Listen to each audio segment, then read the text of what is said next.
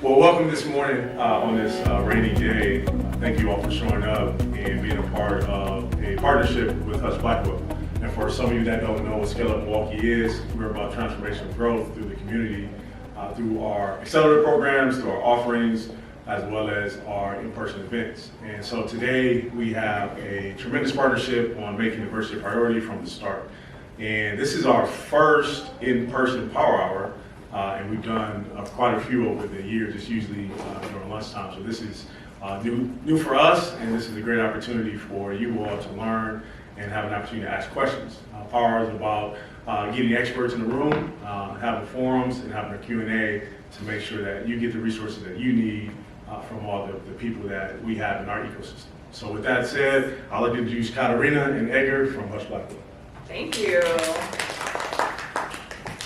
So first of all, we are super stoked to be here. This is a topic that we're both very passionate about. And before we get into the substance of making diversity a priority from the start, we want to give you a few introductions so that you know who we are. Other one. Got it. So we'll start with introductions, then we're going to go over some definitions and key concepts. We'll talk about the legal framework, including the recent decision that came out of the Supreme Court regarding affirmative action. It's kind of been on the top of employers' minds right now. We'll talk about best practices in recruitment, some DEI and A, which is accessibility, initiatives and policy considerations. We'll go over employee resource groups and what the difference is between an employee resource group and an affinity group. And then we'll go over some immigration basics for you. Hi, welcome, come on in. And we also would like for this to be conversational, so please feel free to chime in. We'll just keep going unless you interrupt us and keep talking for the full 45 minutes. So please, there will be time at the end for questions, but as we go, if you have questions, go right ahead. This is a small group, so we want it to feel informal. So I am Catarina Colón. I included some pictures of my life here. This is Butterscotch and Taffy here. They are my guinea pigs. They're the newest addition. Got them in June. They had been at the shelter since before COVID. And so I went to see Brad and Chad, another bonded pair of guinea pigs. I know, like little surfers. And they were like, they have been here for almost 3 years. So I scooped them up. They're the sweetest little things. He is really naughty. This is my partner, Brandon, here, and I during our engagement photos here in Milwaukee, actually, right behind this building. We took these photos. He is doing his psychiatry residency out in Portsmouth, New Hampshire right now, and so I actually split my time and do a lot of driving with the animals that you see here. Odin, or otherwise known as Bubba, is the middle, on the top. He's my oldest, he is 8. He's a very crabby old man, but I love him to death. And then here is Loki, the American bully, the blue American bully on the bottom, and Silas is my fluffy boy on the top. And I always say he's my first and last long-haired dog because I cannot with him. It's too much. And then my name's Edgar Ceniceros-Herrada. And here, well, it's kind of dark, but this right here, the shadow, is my wife, Mireya. And then we have 2 kiddos, Noe, I can see shoes, and Noemi, who's in the pink there. I think here we were in the Dells at the Paul Bunyan restaurant. I think everyone here knows it probably. And then this is my puppy. I guess she's going on 1 year now. This is Zelda. And she's, a handful, to say the least. All right. So that is who we are. We both grew up in or around the Milwaukee area. So Milwaukee is very much home for us. We have family here. We're invested in the community here. And we're located right across from the Milwaukee Market. I have a nice pretty picture of our building later in the slide. So next time you pass us, you can be like, oh, yeah, Catarina and Edgar are there. Okay, so starting with some definitions, and this might not be new to you, but I think it's worth going over. So for purposes of today, and when you're thinking about diversity in your workforce, we're thinking about it as a broad range of differences, right? I think when we talk about diversity, sometimes people have the misunderstanding that it's just race, ethnicity, sexual orientation. That's it, right? But it includes so much more than that. It includes where you come from, it includes your personality, what languages you speak, what is your learning style, where did you go to school, what are your life experiences. These are all diversity of thought and diversity of being. And so it's so much more than those protected characteristics under the law that make up a diverse workforce. It can also include your group and social differences. So your age, your race, your veteran status, country of origin, your ability status, whether you're an individual with a disability, and any other cultural or other affiliations that you may have. Equity is a state where everyone, regardless of their ethnic background, country of origin, age, physical disability, any other status, has a level playing field. And we're going to talk about the difference between equity and equality on the next slide. They're very different. And you could have equal policies, but they're not equitable in terms of how they apply to everyone. And then inclusion is the degree to which diverse individuals are able to fully engage in organizational processes while still bringing their authentic selves to work. And so one of the things that makes me feel included, for example, at Husch Blackwell, is that I can come as my authentic self. I don't have to cover who I am, my Latina identity. I don't have to wear long sleeves and cover my tattoos. People accept me as I am and for my skills and abilities that I bring to the table and not the way I look. And that is one example of what makes me feel included in my workplace. Okay, so what's the difference between equity and equality?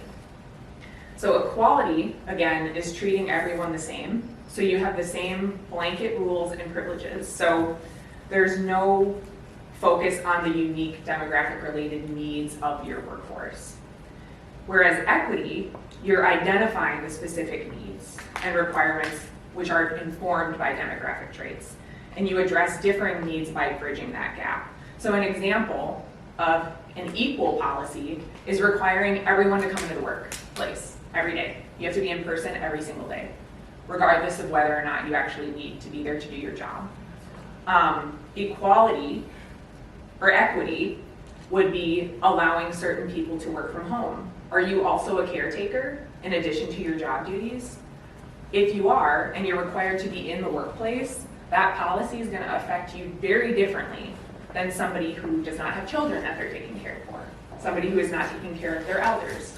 So we want to make sure we're taking that into consideration when we're drafting policies and considering everyone's specific needs. You can't always please everyone, but you can certainly try to do the most that you can to touch all of your employees in a positive way. One example of equity versus equality that always sticks out in my head is, say for example, you go to a dinner party and everybody gets the same meal. You have the same plate, right? Surf and turf. My favorite. But maybe you have vegetarians at the table, and maybe you have vegans at the table. And so while everybody gets the same thing, not everybody gets to eat, right? Because you're not addressing the specific needs of the people who are at your dinner party. And so I feel like that's a really easy story maybe to keep in your head when you're thinking about drafting your own policies.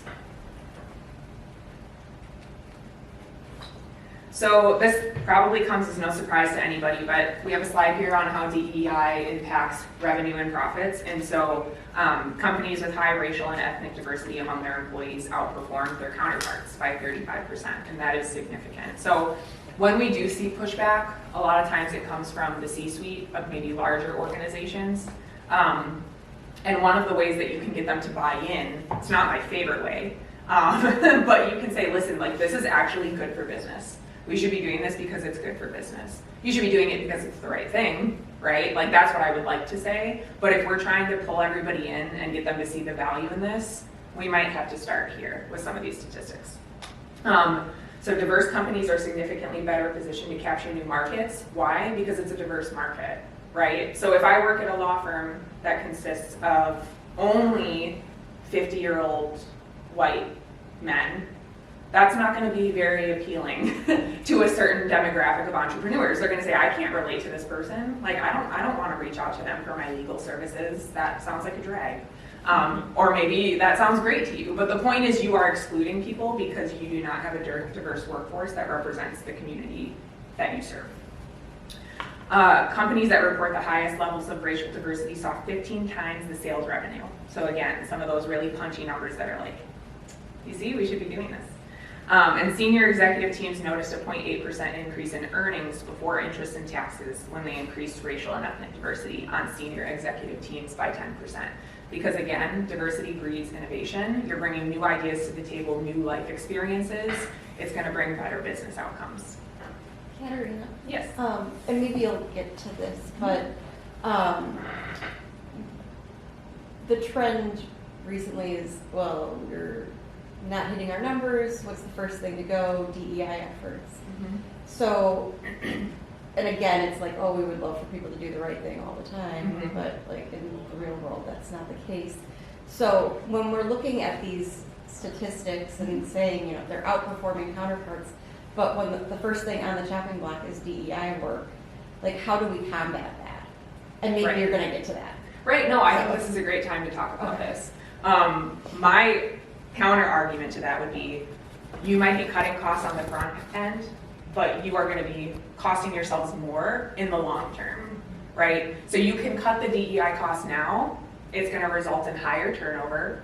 You're going to have a less diverse array of clientele that you can serve, so fewer customers at the end of the day. So businesses need to be thinking long term. Why would we not do that with respect to DEI as well? And there are things that you can do that are extremely cost effective, right? Making somebody feel included doesn't cost a cent a lot of the time.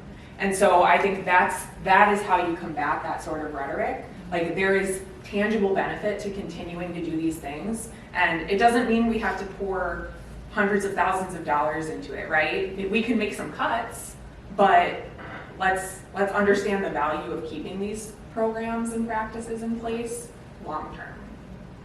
Does that answer your question? Yeah, no, That's great. All right, the fun stuff. Stay with me here, okay? I promise we'll get back to like the goodies. So we're going to talk about our legal framework a little bit as we wrap up, you know, just our overview of some of these key terms. So we have Title VII, which it's the Title VII of the Civil Rights Act of 1964, and this applies to all employers with 15 or more employees. And it prohibits discrimination based on a number of protected characteristics. So race, color, national origin, religion, sex, sexual orientation, transgender status, and religion. We also have applicable state laws. Going back to federal laws, so Title VII is federal. It applies to all states. There's also the ADA, which prohibits discrimination against individuals with disabilities in the workplace, and public accommodations. And then we also have the ADEA, which protects individuals who are 40 years of age or older. And so most of these statutes have like a number of employee threshold before they become applicable to you. However, this is the bar that we need to meet. We should always be doing a little bit more, right? Like, just because we have to comply with the law doesn't mean we can't be doing more than that. So then we're also going to have some state laws. These can prohibit discrimination, including Wisconsin, based on creed, color. It tends to be like a broader array of characteristics that are protected under state laws. And then we have local laws. And so in Madison, for example, you can't discriminate against somebody based on their political affiliation, which isn't all that surprising, given Madison is like the political hub of our state. And DC actually has a prohibition against discrimination based on tattoos. So you're seeing these trends becoming more and more popular. I'm sure many of you have heard of the Crown Act. And so that prohibits discrimination based on black hairstyles specifically. And those statutes are continuing to be created across the states currently. Now, Students for Fair Admissions versus Harvard. This was the recent Supreme Court decision that came out that prohibited consideration of race in admissions, college admissions. And so when employers saw this, they were like, oh my God, all DEI programming has to come to a halt. This is unlawful now. It is not. So the decision speaks specifically to the education sector under Title VI. Title VII applies to employers. Now, there was a concurring opinion, so not the majority opinion, there was a concurring opinion that basically suggested that this could somehow apply to employers in the future. That is not the case yet. And affirmative action is very, very different than a DEI program. And so nothing in the decision was really like jaw-dropping for us. It's not good. We weren't, personally, I can't speak on behalf of the entire firm. Personally, I was not pleased with this. I think affirmative action in education is incredibly important. It affects our pipeline. It affects who our future workers are going to be, right?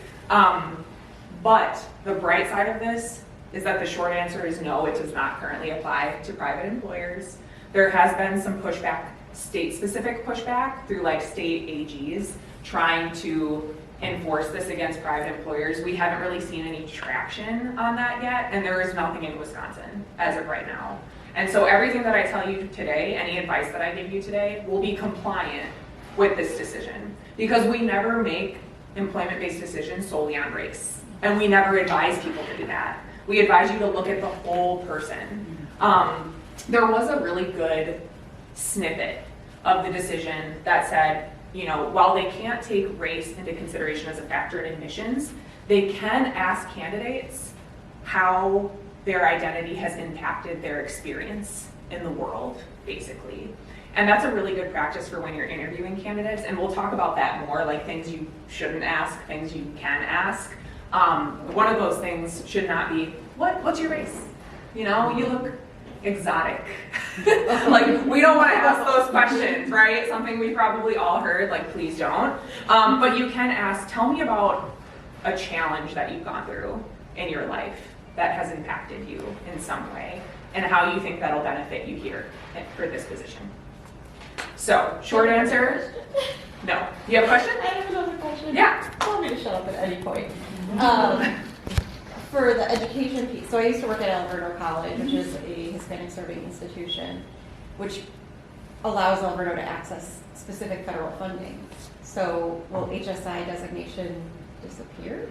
So Is that- there is conflict Yeah. between we're certain saying now. requirements Right. of certain universities and government contractors as well, because some people are actually required Right. to track these metrics, right? Right. And use these statistics and take into consideration race, national origin, and so there's conflict right now, and it is outstanding. Okay, so there's you no have to answer wrestle on it with right it. now. Yeah. Yes, and I'm not an education attorney. I do some education work, but we do have an entire education practice group that focuses solely on helping educational institutions through this. It's been a very busy time. Yeah. So, so yeah, it's an excellent question, and people are kind of like, what do we do now, right? We have this obligation on one end, and we have this prohibition on the other that completely conflict. Right. So it's a really fun time. Law is so exciting. Oh, it's just great. Okay, so one thing that we have seen, even before the affirmative action decision came out, is something that's called reverse discrimination claims. So like, in the real world, reverse discrimination is not a thing. Because in order for you to discriminate against somebody, or to have racism, there needs to be power and privilege, right? And so in the real world, that doesn't really exist. In the legal world, it does. And the reason being is that Title VII covers individuals of all races, all ethnicities. That includes people in the majority races. So sometimes we will see people file claims called reverse discrimination. Fortunately, it's a very high standard that the person making those allegations has to meet, right? It has to be the unusual employer that will discriminate against the majority. So say you work somewhere where 90% of the employee population is Hmong, and you have 10% white population. And somebody says, I'm not receiving promotions because I'm not Hmong. Like, it's just happening. They've told me that they don't want to give me a promotion because I'm not Hmong. That would be what we call like direct evidence of discrimination. There's also circumstantial evidence, and we won't get into that because you will fall asleep. But the point being is that while these claims can be made, they're defensible most of the time because most employers are not the unusual employer. We're not at a place yet where most workforces consist of racially diverse individuals. But we still see this. I mean, I've defended several reverse discrimination claims, and it can be very frustrating, but it's also very fulfilling to sign my name at the bottom of our response, my Latina name, and say this is not reverse discrimination. A way to combat this is if you are taking an adverse employment action, make sure that it's for a legitimate business reason. If you're going to terminate somebody, make sure it's based in some sort of business reason, like they're not showing up, right? Or they are, saying disrespectful things to coworkers in the workplace. We don't want to include in there anything about a protected class. And you shouldn't be terminating anyone because of their protected class. Okay. So we also want to make sure we're not just focusing on getting diverse candidates in the door. Once they're there, you need to keep them. Turnover can cost a lot of money. And so the next piece of the puzzle is inclusion, making people feel included. So we want to consider diversity as one factor in an overall assessment of a candidate. We want to have diversity goals, no quotas, no numbers. We don't say we need a 50% diverse workforce. Not good. You want to apply uniform standards across characteristics, but also try to create policies that are equitable. It's delicate balance. And then once your workforce starts growing and growing and growing, you can utilize the statistics internally to bolster the argument that these programs are effective and that maybe reverse discrimination is not happening. Because although you don't want to set quotas, when you look at data internally, if somebody were to come back and say, I feel like I'm being discriminated against and they're a member of the majority, you can say, our workforce is 25% racially diverse. We are not the unusual employer in this instance. But those statistics can also help you figure out where you need to do work. Is 2% of your workforce Asian? Is 2% of your workforce Indigenous American? You might want to take that into consideration and think, you know what, we need to find a broader reach of candidates because we're tending to attract the same people. Recruitment, attracting candidates. This is a fun one. I enjoy this discussion a lot. Because our workforce has changed and people are wanting different things out of their employers and they're more vocal about it now. So 76% of job seekers consider workplace diversity an important factor. 76%. So 3 out of 4 people that you run into are like, you better be doing something about diversity. Otherwise, I'm not going to be happy about, like, this isn't going to be a place I want to work, right? 60% of employees want to hear business leaders speak up on diversity issues. So that's very different. Right? You can be doing things internally, but what is your external messaging, right? If something happens, if some injustice happens in the community and you're not speaking on it, how are your clients going to perceive that? How are your employees going to perceive that? 80% of survey respondents said they want to work for a company that values DEI issues. Huge. This is absolutely huge, and it is something that we reference when we are having this discussion with major corporations that are deciding whether to cut DEI programs. Yeah. When you're having these discussions with like major corporations, what are some other like pushback points that they give you on like why they cannot make this a priority right now? There's not enough racially diverse candidates. Nonsense, right? You're not looking. You're not looking. So not enough racially diverse candidates to fulfill these managerial and supervisory roles. Are these studies legitimate that you're showing me? So a lot of this information, so this one comes from LinkedIn, but the rest of the statistics we have on here come from McKinsey, which is a very well-known institution that does these workplace studies and surveys of the workforce, very credible. So that is, I'd say that primarily is like the top two we hear, and then cost, of course. which I think is nonsensical because most large corporations can spend a lot of money on other initiatives, right? So why not put that same value in DEIA? So how do we attract candidates? Going back, right? Like, there's not enough people in the pool of candidates. So how do we attract racially or diverse candidates as a whole, right? Job postings. So when you put out your job listings, you should be very deliberate. Don't do a copy and paste of somebody's job description because it's probably not that good. Make sure you are considering the actual job description, right? And don't make it like this nebulous, like, teamwork environment, you know, like that's great, but like let's have some tangibles in there. And let's also make sure that there aren't any physical restrictions that aren't necessary. Why, if I'm in an office, why do I need to lift 50 pounds? Has anybody ever thought that when they're reviewing their job all the descriptions? time. So don't do that. Don't do that. And then you also want to be deliberate about how you draft them, the language that you use. So if we're thinking about individuals with disabilities, maybe you have a candidate who is vision impaired, right? They have some sort of visual impairment. Is it OCR readable? So what that means is, can they use their software so that the computer can read the text back to them? And that, I think, is usually just as simple as downloading a certain software or using like Acrobat PDF when you're creating your job descriptions. Also, what language are you using? So if you say, must be able to type 60 words per minute, what if we're talking about somebody who is missing a limb? There are other ways that you can communicate that don't involve physically typing, right? So must be able to communicate effectively in written format. That's the way you would recraft that language to be more inclusive of individuals with disabilities. And so that's, yeah.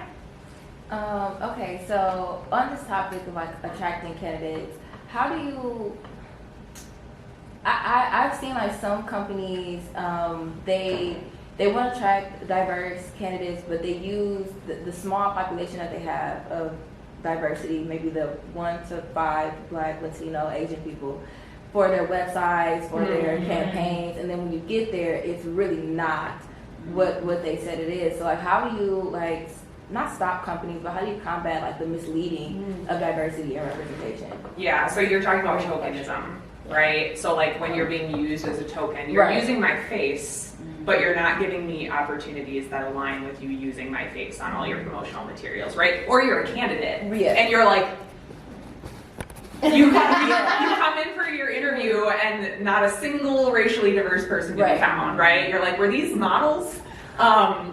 So looking at it from the perspective of a candidate, just go through the interview, take that into consideration, and know that obviously there's something wrong. So I've actually done this. I went into an interview at a different law firm when I was in law school, and my understanding of what their workforce would look like was very different when I got there. Not a single person of color interviewed me. And I was like, okay, noted, look elsewhere. If you are an employer, do not tokenize your employees. Is it okay to feature what your racially diverse and ethnically diverse employees are doing? Totally. But your website should be an accurate representation of your workforce. It's another delicate balance, right? Because you also don't want to not put them at the forefront, right? Because at least in the legal profession, the more visible you are, the more clients you can attract. And so it's not, I think something such as marketing should even be taken into consideration as you're building your own businesses. Like, what do I want the image to be for my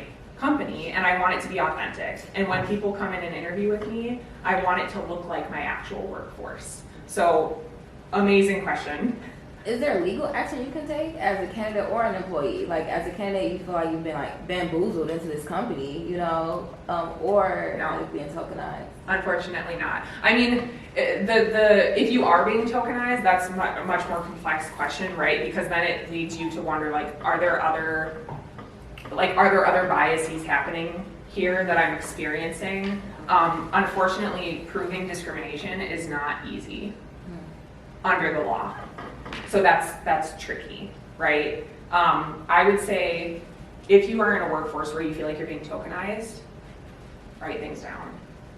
Keep track of how you're being treated, your promotions, talk to other people, talk to your employees to make sure that you're being promoted at the same rate that they are, that you're being compensated at the same rate that they are, assuming they're in a similar position, right?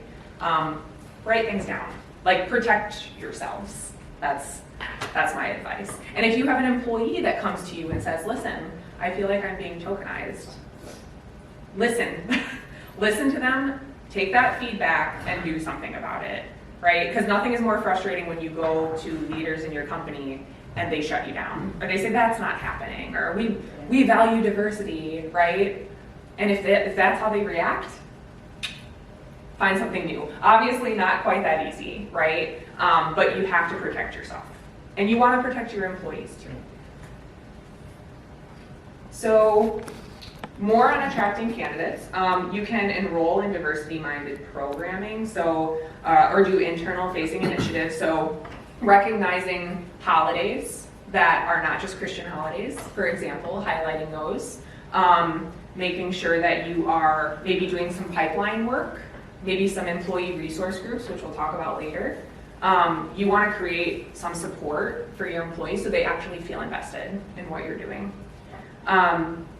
Resume review. I forgot to touch on that. If you're going to be reviewing resumes, consider doing blind reviews. So what that means, and actually, that term should be changed because that's an ableist term, right? So consider reviewing resumes by having somebody first block out the name of the person and any other information that might lead you to believe or lead you to know what their protected characteristic is, right? Like the year they went to school, where they're from, maybe their address, because sometimes we see, geographic discrimination, right? If they're from this neighborhood, I don't want to hire them.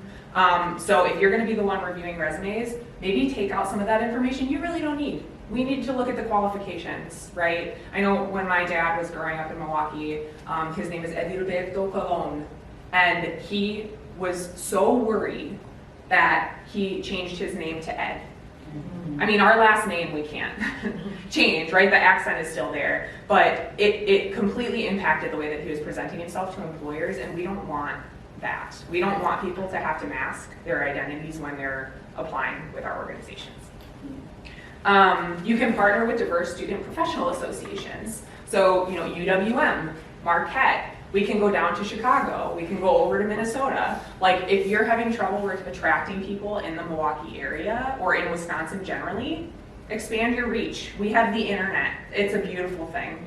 And then diversity-focused virtual career fairs, right? So again, finding ways to get outside of your immediate vicinity to look for more diverse candidates. I have a question again. Mm-hmm. So if you are making efforts to become a more diverse, inclusive workplace, and you're hiring for a position, and given the duties of that job, like, you would ideally want a candidate of color.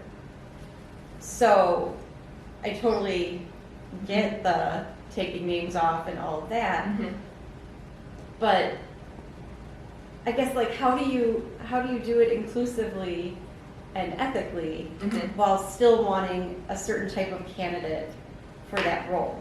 Yeah. So we helped a museum with this question recently. They had a scholarship that was intended for a African American professional who could lead a museum specifically, like super specific. And all we could do was include a really strong equal opportunity statement. We could not say preferred candidate. Right. That will open you up to liability. Right. So you want to avoid that, right? But again, I think this is where the value of life experience comes into play. We want you to be able to relate to the artwork that we're exhibiting and the work that we do. How does your background contribute to that, right? So there are ways that you can tailor your interview questions to make sure that you truly are getting the right candidate. Because it's quite possible that that person is the right candidate. You just need to ask the right questions. But you cannot explicitly say, we're only accepting candidates of this specific racial or ethnic background. Thank you. You're welcome. So we talked about this. Excellent question. Let us talk about this a little early. Authenticity. Make sure that whatever image you are portraying of your company is authentic. the Human Rights Campaign, Corporate Quality Index. These are all institutions that partner with companies, and they will rate you on your practices with respect to human rights, with respect to corporate equality. So that measures, inclusion of women, LGBTQIA individuals, racially diverse individuals, ethnically diverse individuals. And then partner with diverse student organizations. You could also offer an employee referral program. So if you're having trouble seeking candidates, we all have affinity bias. We're more inclined to hang out with people that are like us. And so if you have an employee that is just killer, they're amazing, they happen to be racially diverse, tell them, do you know anybody that wants to join the company, that wants to fill this position? It's a great opportunity for really cheap recruiting, affordable recruiting, and then you can give them a bonus, right? The cost that you would normally put toward recruiting, you can actually give it to them. So you can make it so that the person has to stay with the company for 6 months, you get $500 if you refer that person, right? Or whatever amount you want to make it. So it incentivizes employees to be thinking like, who do I know in my network that could potentially come work for us? Interviewing. Train your interviewers. Please, please. So this is critical because there's information that you cannot ask during interviews.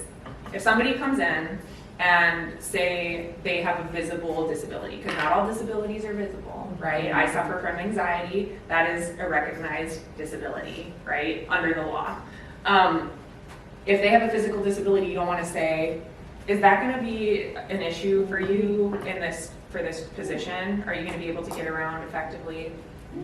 No. What you can ask is tell me how you would perform the regular duties expected of this position, right? Like you can get the information that you are looking for because people need to be able to perform their jobs too, with or without a reasonable accommodation, right?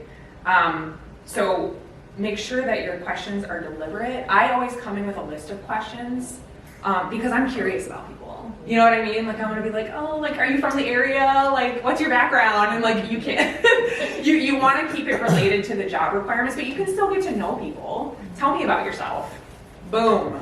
You're not asking for any prohibited information. They might give it to you, and that's fine. Or say somebody comes in and they're like, I'm expecting in 6 months, And you say, thank you so much for telling me that. Move right along. Like we don't need to, how's the pregnancy going? No, because pregnancy, depending on the conditions of the pregnancy, can also be considered a disability. So we want to stay away from protected characteristics. If you are taking notes during your interviews, do not reference a protected characteristic. I mean, there are horror stories. I remember reading a case in high school where one of the interviewers was like ranking the candidates on hotness, like on the paper. Yes. Please don't do that. That's a no-no. Written evidence? Yeah, please do not write that stuff down. We watched a single episode of Law and Order, not to do that. 10 minutes. Oh, we have 10 minutes? Oh my God. Take your time, I'm here all Oh, Lord. Okay, avoid independent research. 5 hours. I know we're all curious Kathys. We want to go on Facebook and Instagram. Just try to avoid it before the interview because you might start creating your own biases about this person before you ever get to meet them, whether they're good or bad, right? Understand and avoid unconscious bias. I know that if I'm interviewing a candidate who went to school at UW, which is where I went, I'm going to be like, oh, fellow Badger, you have to be careful because you will automatically, you see them through rose-colored glasses, you automatically give them the benefit of the doubt because they have characteristics that are the same as you or like a background that is the same as you. So be very careful with that.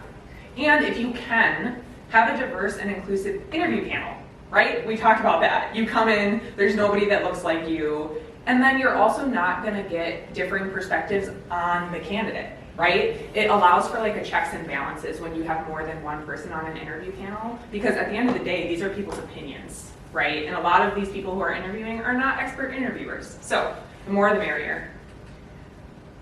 Examples of appropriate, and you know what? I see people taking notes. We can circulate the slides. We'll clean them up so they don't have our notes in here, and then we can circulate them to you because I do think there are a lot of really good practical tips in here. make sure they relate to the requirements of the job. You get it. I'm gonna skip through to make sure Edgar has some time to talk about immigration. I told him, I was like, I will talk all day. Okay, examples of inappropriate interview questions. Are you married? Are you single? What are your child care arrangements? Are you a US citizen? Are you affiliated with a church? Will you need time off for religious holidays? What is your native language? If somebody has an accent, just let them live their life. Do not ask what languages they speak. I mean, maybe they have it on their resume. I see you're fluent in 4 languages. That is extremely impressive. Will you require time off for military obligations? Some employers are moving away from marijuana testing specifically because it is so much more commonly used now, even though it's illegal here in Wisconsin. We are in a bubble. Basically, we are surrounded by states that have legalized. And if you're in a position that's not like a safety sensitive position, if the person isn't driving, consider whether you really need to be testing for marijuana. Takeaways, I'll let you guys read that when we send out the slides. Retention, we talked about this. Mentorship programs, employee resource groups. So employee resource groups are a cohort of individuals that share an identity, and they come together on their own volition. They're not employer created. That could create some issues, but they can be employer supported.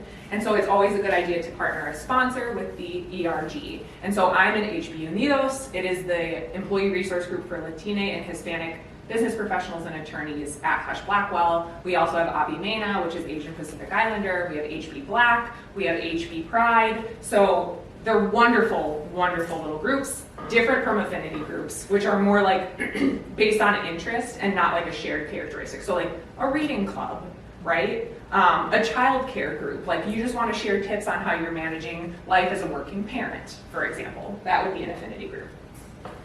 Acknowledge milestones, give feedback. Just a few words can go such a long way, and I think we really get caught up in the day-to-day.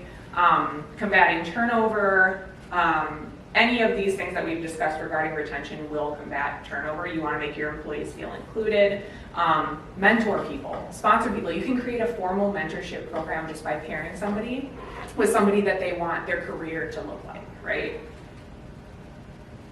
Pay equity analysis. So this may not be applicable now, but as your company continues to grow and you continue to employ more individuals, you may want to regularly conduct pay equity analyses where you're looking at the positions that you have to make sure that the compensation is similar, because we want to look for any pay gaps, right? We know that Black women, Latino women, Asian women are paid like 40 cents to the dollar for every white man. So you want to make sure that those things aren't sneaking in to your workplace, and you can do that by conducting a pay equity analysis, which we do at the firm. Can I ask a question? Yeah. What can employees do to make sure that they are being paid like equitably? I mean, I don't know if you're gonna get to that. I'm thinking, I work in Metropolitan Wisconsin, and I'm also thinking about it from the side of the business owner too, but they use a comp ratio, is that what you're referring to? So you're comparing your compensation with people who are in a similar position as you with similar tenure, right? So the smaller your organization, the harder that's going to be, because you're all going to be in different roles and maybe you started at different times. But as an individual, talk about compensation. Like, employers cannot prohibit you from talking about the terms and conditions of your employment under the National Labor Relations Act. Talk about your comp. We talk about our comp all the time, just to make sure that we are being paid equitably. You have to advocate for yourself. If you see something that's a little fishy, speak up about it. Like, I think our workplace cultures are changing more in that employees are asking for what they deserve, and that's a really good thing. And so, but do it deliberately. Don't just go in like, take a 48-hour cooling off period when you find out that somebody's being paid more than you are for the same work that you're doing. Go in with data, go in with an objective approach, right? And say, listen, I was speaking with so-and-so, learned that they are making this much more in compensation than I am. Could you provide me with some explanation as to why this might be happening? Because I care a lot about being treated equitably in the workplace. You come in with very level-headed, it's going to be very hard to push back on that. And if they don't give you an answer, that's kind of your answer. So, exactly. Okay, so senior level buy-in, we talked about all this. Revamp your employment policies. We see disparate impact a lot of times in like professional dress and hair policies. So we talked about the Crown Act. If you have a policy that prohibits braids, it should probably prohibit all braids, right? If I come in with my hair braided in like a long braid, and you are only telling African Americans that they cannot have braids in the workplace, that is that's differing treatment, even though the language of the policy says no braids, right? If it says no pigtails or no space buns, then it should also say no pigtails. Like, be very cautious about telling people what to do with their hair in general, but also your hygiene. So there are some religious practices where there have specific hygiene practices that may or may not allow them to use specific products. Same goes for a clean shaven face. So black men are more likely to get irritation when they are shaving their face than white men are. So really think about, like, is there a business reason why I'm requiring my employees to have a clean shaven face? Or why I'm requiring them to dress a certain way? We have a dress for your day policy. I don't look like this every day. I'm in jeans most of the time. I got dressed up for you guys. Like, think about that as you're crafting your policies, okay? We talked about employee resource groups, recommendations, and we'll turn it over to immigration. I left you 30 seconds. All right, how much time do I actually have? I mean, it depends on the people, but we're at 9:30. Just Okay. take it, go ahead. All right. So I'm going to give an immigration overview. It's a little more, I guess, technical, probably into the weeds than what Catarina was going through, but hopefully it can be helpful. There we go.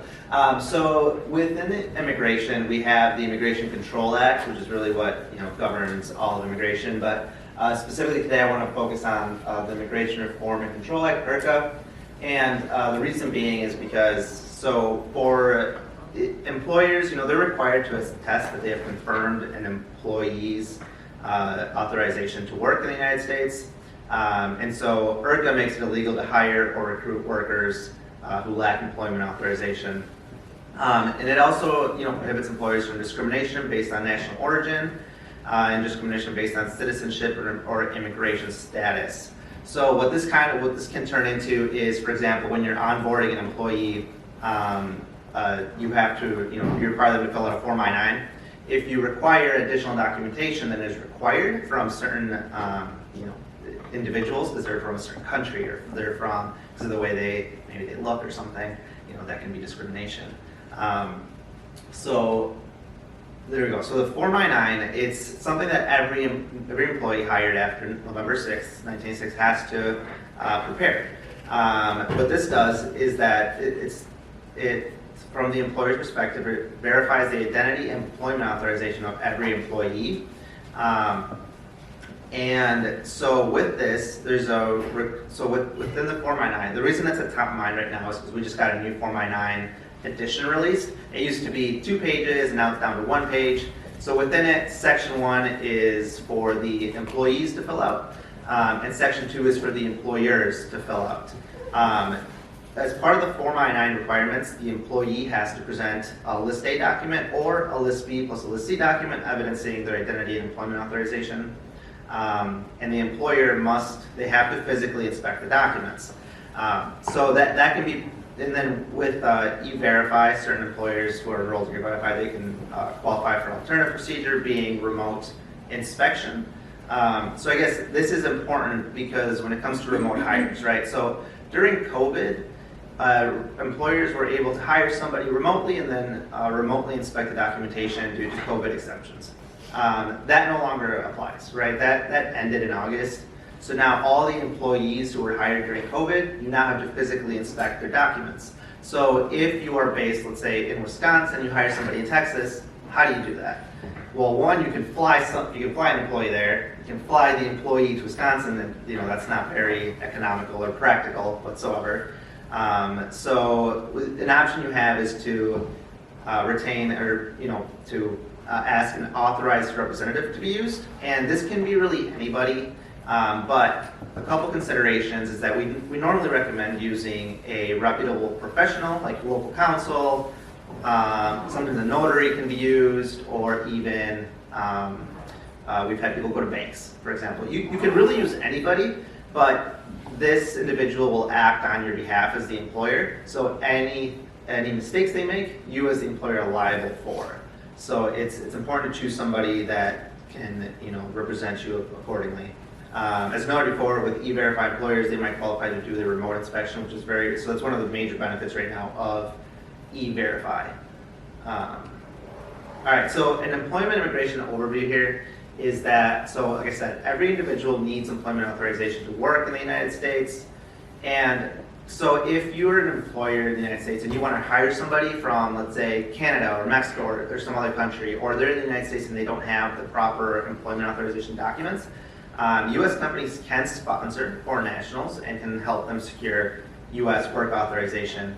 A couple of considerations, though, is that one, there's very limited options. Not every candidate can be sponsored. In fact, most of the conversations I end up having is telling the employer and the employee that, hey, they don't qualify for a visa because each visa category has a specific requirements for it. Some of them are country specific, some of them are education specific.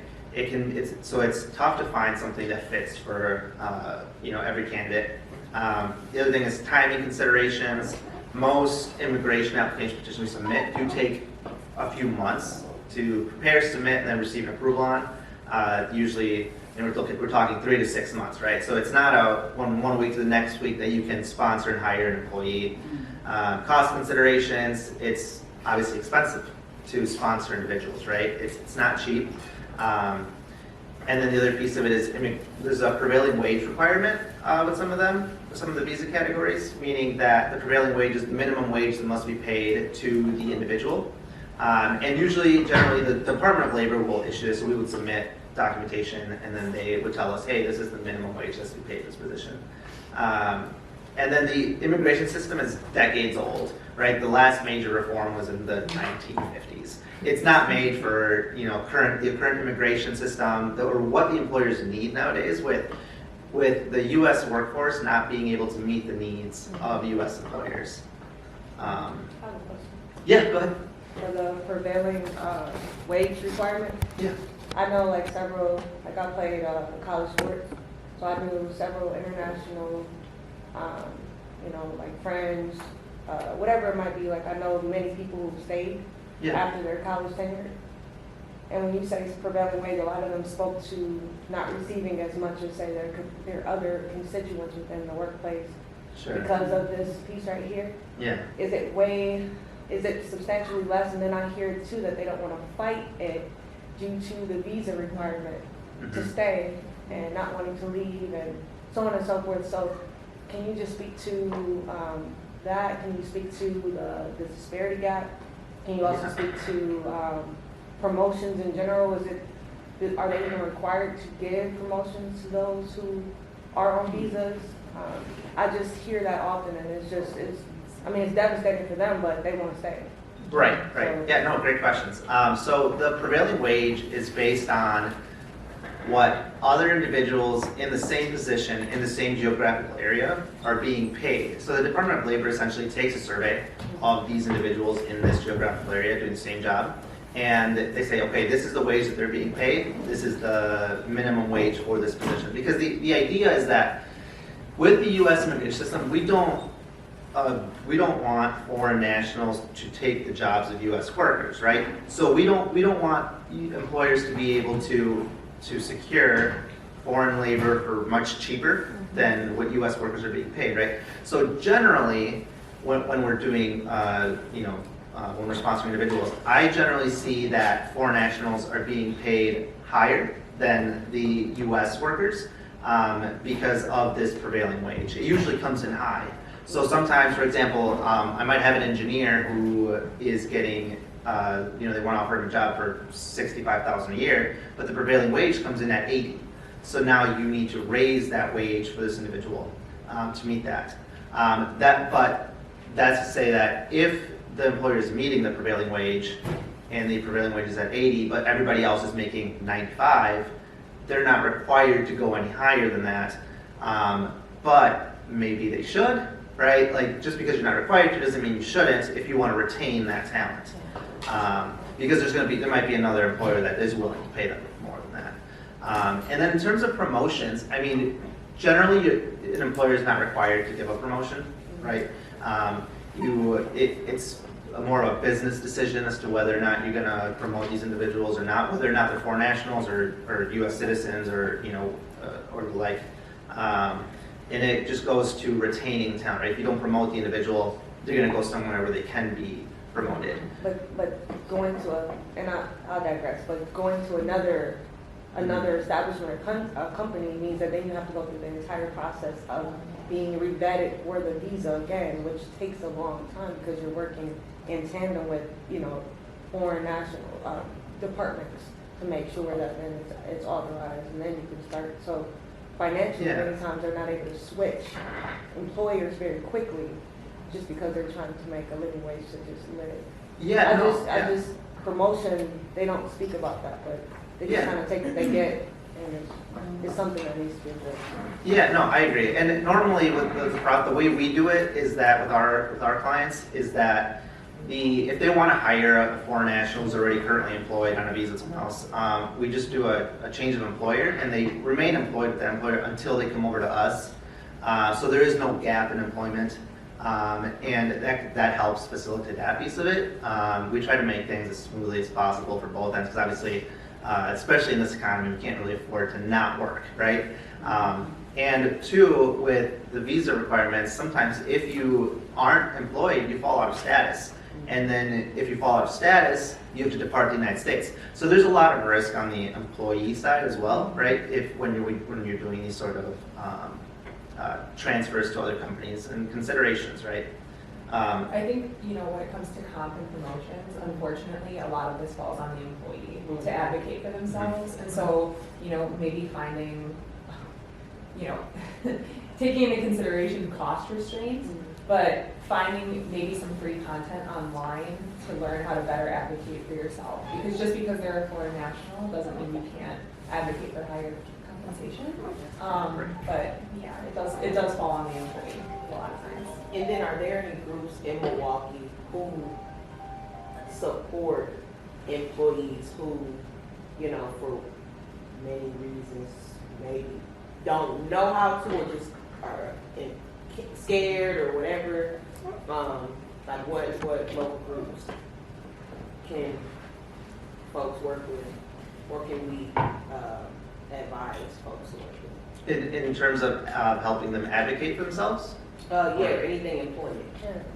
Just fear of losing like a visa, and what many people really want to speak out. Are there any sort of Employee side immigration attorneys. Yeah. Yeah. attorneys? Oh. Yeah, attorneys can help with this process as well. I mean, we are quite literally advocates for a living. So a lot of what we do is advocating for the law to be applied in the way it should, but it often involves more than that. I just didn't know if there were any like local support groups. I'm sure there are. Oh, Yeah, I'm sure there are. Yeah. Sorry, I have a question. Yeah, no, go ahead. So thinking through like sponsorship and the cost considerations, do you tend to see larger employers tending to support and sponsor employees more than smaller organizations just because of the cost? And where does DACA land in all of this? Are you going to get to DACA? No, I wasn't, Okay. but great questions. So yes, I think generally because of the cost considerations, larger employers find that the cost to be more reasonable. Because one, you have. Please reach out to us via email Yeah. if you have more questions, and connect with us on LinkedIn too. We love to Can network. the employer require the employee to pay those fees? Not generally. No. Like Okay. most of the Is it time. legal that they would say you have to pay for it? No, it's actually illegal to require the Require the employee to employee. pay for it. There's very few exceptions to that rule. And if that were to come up, that's a major red flag. Okay. And, it's not okay. And I just think like for those that are in that position, are Yeah. so desperate to keep a job, so desperate to Yeah. stay here, that there's a possibility of being taken advantage of or Yeah, and illegal things done. I mean, I'm, we're not oblivious to the fact that it might happen. Right. But for all of our clients, we let them know that they can't require the employee to pay it.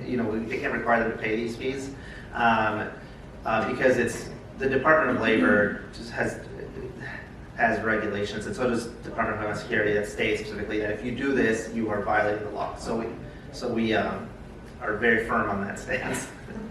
Thank you. Yeah, and I'm happy to chat afterwards too or anything, especially with DACA. Yeah.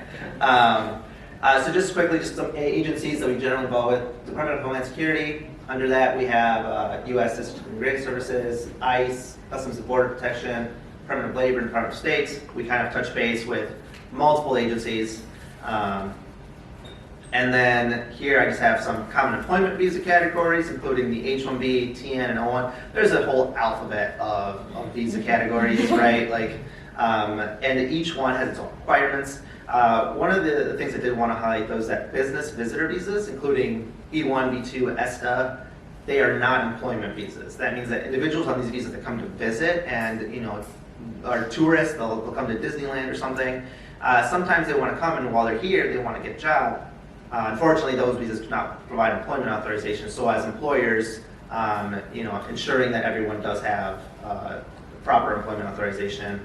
And then the sponsorship process, we generally prepare a petition. We submit to U.S. Citizenship and Immigration Services. Once it's approved, foreign national takes that approval to the consulate or embassy abroad, where they receive their visa, and then from there they can take that visa into the United States to start working. That's the general process. There's obviously exceptions to every rule. And then just quickly how we can help is that if an employer wants to hire somebody through the immigration process, we can help with that. We can advise on travel issues for individuals coming to the United States. We also plan and implement employment strategies to hire and retain foreign talent, specifically with immigration sponsorship. And then we also do, a big part of my practice, also Form I-9 and E-Verify audits and compliance, just ensuring that you're crossing all your T's and dotting your I's and making sure we're not violating any of those regulations. And then that's back to Catarina. One more minute. I promise. What was nice is that we did the Q&A throughout, so I feel like we made up for time. Okay, so just a little bit about Husch Blackwell. So I don't even think I mentioned that I am a labor and employment attorney. Edgar is an immigration attorney. We're both here in Milwaukee. We have offices nationwide. We also have a virtual office where people give up their brick and mortar space and work from wherever they are. And that is now our largest office, probably unsurprisingly to all of you. So we also have an office in Madison and Chicago. Those are our two closest, and we just opened another one in Minneapolis. This is our building. We are across, so if our building is here, Milwaukee Market is over here. So that's where you can find us. And these are the industries we serve: education, food systems, healthcare, transportation, you name it, we got it. These are the services we provide: tax, private wealth, M&A, international, IP, corporate, data privacy. And you are also wonderful questions that I don't